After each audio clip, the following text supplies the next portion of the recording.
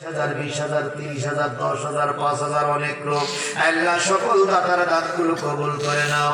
মাহবুবদের ভিতর থেকে দান এসেছে, সকল মাহবুবকে কবুল করে নাও। বিদেশি ভাইরা যারা থাকে তাদের পক্ষ থেকে দান এসেছে, তাদের দানগুলো কবুল করে নাও। আল্লাহ তার একজন মুরব্বী আমার সামনে বসা, সকলের দান দেওয়া শেষ। মুরব্বী না চাইতে আব্দুল মালিক ভাই না চাইতে আমার হাতে 2,000 টাকার দোকান নোট দিয়ে গেছে।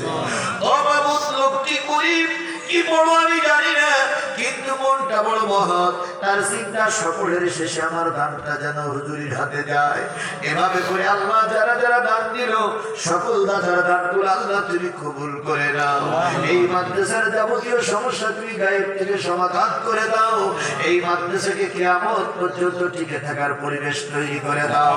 মাদ্রাসার ছাত্র ছাত্রীরা যেভাবে লেখাপড়া শিখে এগিয়ে যাচ্ছে, হয়তো এই জেলার একটা মডেল মাদ্রাসা হয়ে যাবে। আল্লাহ এলাকার মানুষের সহযোগিতা আছে, তোমার রহমত হইলে এই প্রতিষ্ঠানটা টিকে থাকবে।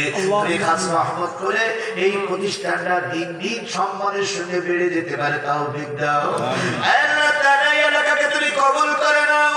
এই এলাকার মানুষগুলো নির্যাতিত, শুধুমাত্র সরকারের দলের না থাকার কারণে, সাবেক সরকারের দলে না থাকার কারণে মামলা হামলায় জড়িত হয়েছে এই আতর বাড়ির মানুষ।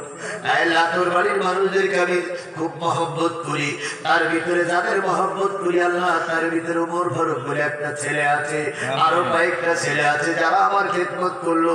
এখান থেকে খানা বইয়ে নিয়ে আল্লাহ সভাপতির বাড়ি নিয়ে খাওয়ালো। ও বাবু, এই যুবকদেরকে আল্লাহ তুমি কবুল করে নাও। আল্লাহ কমিটিকে কবুল করে নাও। এই মাইকের আওয়াজ যত দূর পর্যন্ত যাচ্ছে সবাইকে মাফ করে দাও। বিশেষ করে এই মাদ্রাসার পাশে মাহফিলের পাশে চিরনিদ্রায় শুয়ে আছে গোরস্থানে কবরস্থানে যারা, তাদের সবাইকে আল্লাহ তুমি মাফ করে দাও। এই এলাকার সব মানুষকে তুমি কোরআন হাদিস মেনে চলার তৌফিক দিয়ে দাও।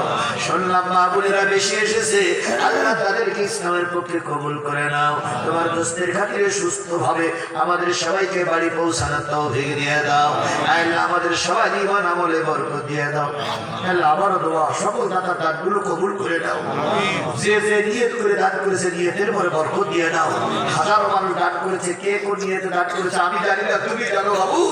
প্রত্যেকের যেন আশানুরূপ ফল পাই, কেউ যেন নিরাশ না হয়ে যায়।